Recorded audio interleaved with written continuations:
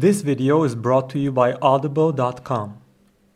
Smartphone cameras have improved tremendously over the years, and nowadays you can easily replace a point-and-shoot camera with your smartphone, especially for day shots.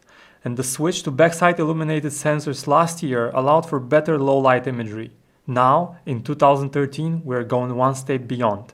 As most phones jump to 13 megapixel cameras, HTC bucks that trend though, and its HTC One only has a 4 megapixel camera. To make up, it aims to deliver the best low-light images and videos. Now, we have a star lineup to compare HTC's latest and greatest with. In this latest smartphone camera shootout, we are comparing the HTC One against its biggest rivals, the Nokia Lumia 920, the iPhone 5, Samsung's Galaxy S3, Sony's Xperia Z, and Google's own Nexus 4. Additionally, we have reference shots taken with a dedicated camera, the Panasonic Lumix GH2. Let's take a look. In daytime, when the sun was shining and light was plenty, all smartphones captured good image stills, with overall good amount of detail and mostly true-to-life colors. Some, however, stood out. Colors on the HTC One, for example, came out realistic, close to the ones we got on our reference camera. Fine detail, however, is often missing and images look a bit spongy. The Nokia Lumia 920 was probably the strangest of them all. In virtually all images, it blew colors way out of proportion. This might make some images look good, but overall, they seemed like they underwent the Instagram treatment, yet they did not. Colors looked plain and real, and there is a lot of softening going on. Also, we noticed quite a lot of noise in even well-lit images. The Apple iPhone 5 and the Samsung Galaxy S3 performed similarly to each other. Detail was relatively high with noise in check. They are definitely our favorites for daytime image capture with their pleasingly accurate colors. Strangely, smudginess is something that affects the Sony Xperia Z to some degree. We got varying results with it. In some situations it managed to capture some fine details, others could not, but most times this came at the expense of softening the actual image. A slight purplish tint to its images is ever present. On the Nexus 4, noise was noticeable even on a bright sunny day, which is bad, but detail is above average compared to the competition. Now, let us say a few words about our sponsor, Audible.com. Audible is a leading audiobook service with a catalog of over 100,000 hit titles like The Hunger Games or 50 Shades of Grey, just to name a few. What's more, if you go to audiblepodcast.com/PhoneArena, you'll be able to download one free audiobook and listen to it at any time on any device. So if you want to get started with this beautiful service, just head over to audiblepodcast.com/PhoneArena. A lot of shots, however, happen indoors, and there differences between devices start to become more obvious.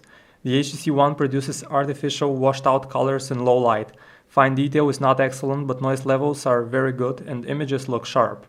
The Nokia Lumia 920 performs very differently under low-lit conditions than compared to what it does in daylight, and in this case it surprisingly picked a more realistic tonality. Fine detail and noise levels were also well balanced. The Apple iPhone 5 produces accurate, pleasant tones in low light. Noise becomes an issue, but the same is true to an even larger extent for the other devices. The Samsung Galaxy S3 colors are typically indoor and inaccurately warm. Detail is average, and if the LED flash works, it may result in a bluish shot.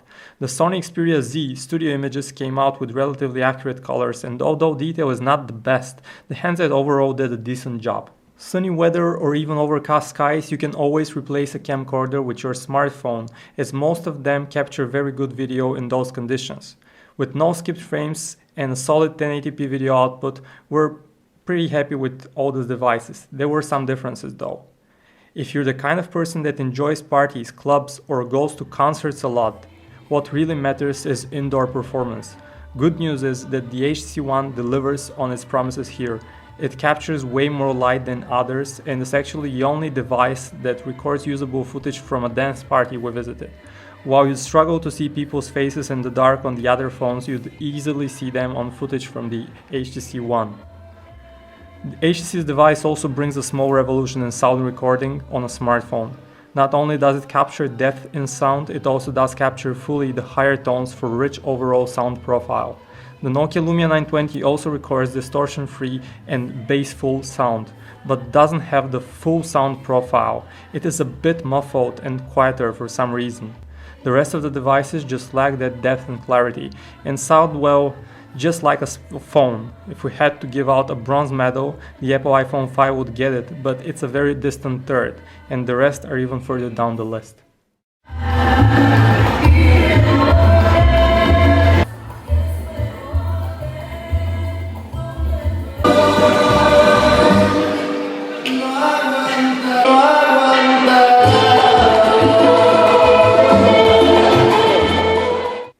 In conclusion, it's hard to name a winner. Right now in camera phones we're speaking about compromises, so we'll just list the ones we have to make here. If you value night video recording and night images, the HTC One is your best option. It also adds great sound recording capabilities that no other smartphone can match. In daylight it's like a fine detail, and its slightly spongy images don't put it in a favorable condition. It's decent but not great. If you care more about an overall camera phone that will perform great under different conditions, the Apple iPhone 5 would be your best fit. While it has virtually no manual settings, Apple's device manages to select the right ones automatically and delivers images with pleasant tones, closest to what we saw on our reference camera. The Samsung Galaxy S3 is also a close runner-up, but indoors and in low light it performed much worse. The Nokia Lumia 920 is a strange device. In good lighting conditions, colors are way off the mark, hugely blown out of proportion, looks toyish with unrealistically high contrast. The phone does record excellent sound and video though, and it does a decent job at night. The Sony Xperia Z stands out with its water and dust resistance, and will definitely fit the bill for more active folks, those spending the summer by the sea and the winter in the mountains. However, compared with the other camera juggernauts, its 30 megapixel Exmor RS sensor got varying results. In some conditions, it captures great detail, but in others, detail is a bit smeary, and there is also a slight purplish tint in images.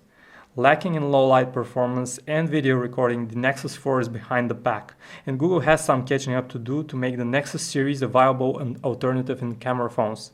The Nexus 4 can now only make up with effects like the 360 panorama and vintage overlays. And overall, that's a quick recap of the camera performance of the top smartphones of 2013 so far. We have a much deeper look at all of that at PhoneArena.com. Make sure to check it out. And thanks for watching, guys. Bye-bye.